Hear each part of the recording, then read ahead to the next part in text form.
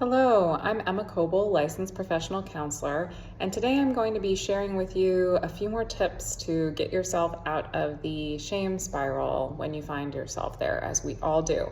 Like I said, I'm Emma Coble. I work with women in Colorado and also in Florida, and help overcome anxiety and issues with self-worth and shame, like the ones we're going to be talking about today. I work online, so feel free to reach out, give me a call if you're needing anything or just want to chat. So let's jump in. So last time in the video I did a little bit ago, we talked about what the shame spiral is and how it gets activated, and a couple of the ways to start to work with it once we realize that we are in it and it's here. So today we're going to talk about a few more of these things, but feel free to go back and watch that other video. If you haven't watched it already, I think it will help put this in context a little bit more. So we left off talking about kind of being with our shame the way we would be with a child who is feeling some shame and is criticizing themselves, and how we would be very gentle with this child. We wouldn't yell at them to stop doing it or anything like that. Like we would want this child to be accepting and kind to themselves. So where we'll start today is also to think about how we can investigate, sort of with loving support, the function of the critical voice. So I think back to sort of, as we're going through these steps, thinking back to Tara Brach and what she says about the acronym RAIN, which is recognize when a negative emotion or feeling is here, recognize it, allow it, which is sort of what we spoke about last time. So this is without judgment, allow this feeling to be here. And then the next step she talks about is investigate, which is what we'll talk about now, and then nurture is the last one, and we'll talk about that in a minute, and how these are fleshed out with the shame spiral. So for this one, thinking about with loving kindness, just the role of this critical voice and what it's afraid would happen if it weren't here, sort of keeping you on your toes. So maybe asking it, like, when did it start doing this work of trying to protect you, and why? And maybe also what it's wanting for you. You might be surprised to find that maybe this voice is really trying to protect you from being alone fundamentally, or trying to protect you from feeling like you're fundamentally unworthy, and that it started at a really young age to try and protect you from that feeling. You might find that this voice is wanting to keep you safe. It's wanting to keep you secure in some way.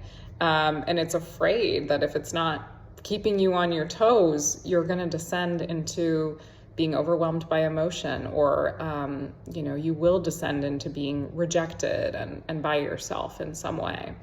So it can be really interesting to kind of ask these questions of these parts, like, what are they really wanting? And when you ask, like, again, doing it kindly without rushing or forcing some kind of answer. So also thinking about with that, like, kind of how this voice may have protected you and helped you over the course of your life. Did it help you in school, help you with your parents, kind of keep you on your toes, or be a peacemaker in the family? Did it help you to be liked in some way? If you criticized yourself, was it less likely that you would be criticized by others, or could you anticipate it and kind of fend off some of the hurt of being criticized by others? Did it help you develop into the kind of person who could fit in any situations?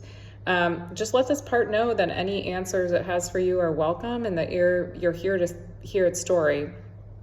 So the next one I think can be a harder one, and this involves sort of this letting go of the struggle, which is to don't tell this voice it needs to go away.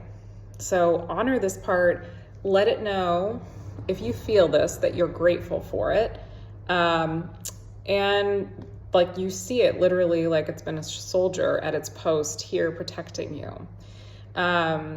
So see how old this part also thinks you are. Like, does it think that you are an adult person who is managing their life and, is taking care of things and can see red flags and is capable of having relationships? Or does it think you are that little kid who needed it to protect yourself? Maybe it needs to hear that you're a competent adult now. Maybe it needs some reassurance from you. Does it need some reassurance also about what it's afraid of?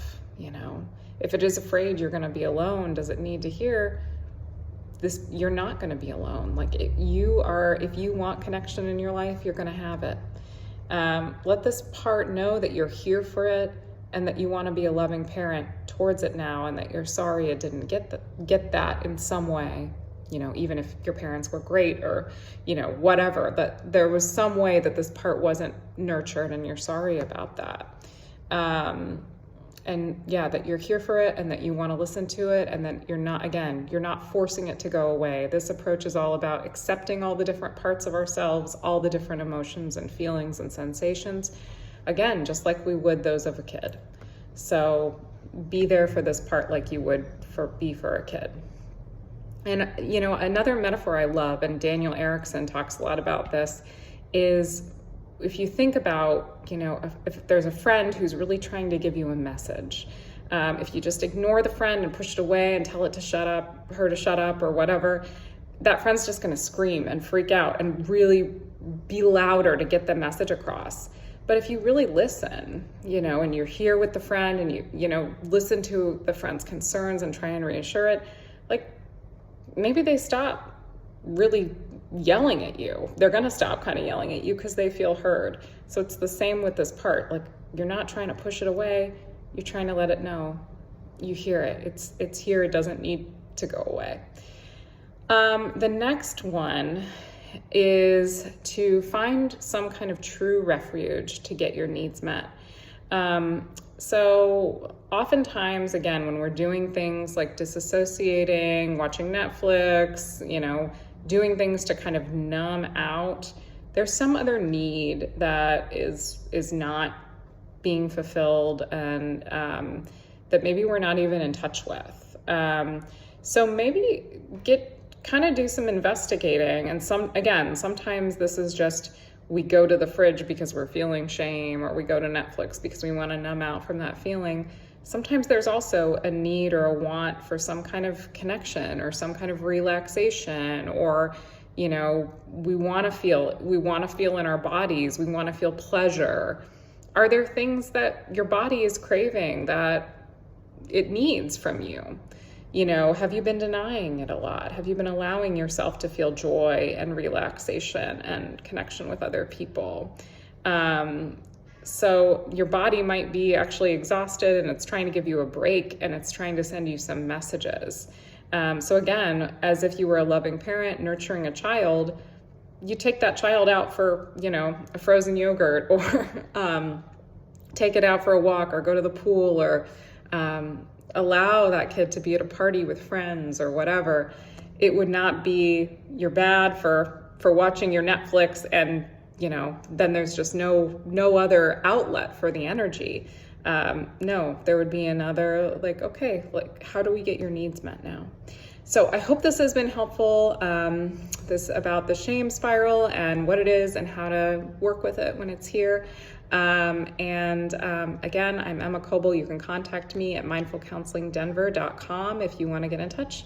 And I hope you have a lovely day and be good to yourself.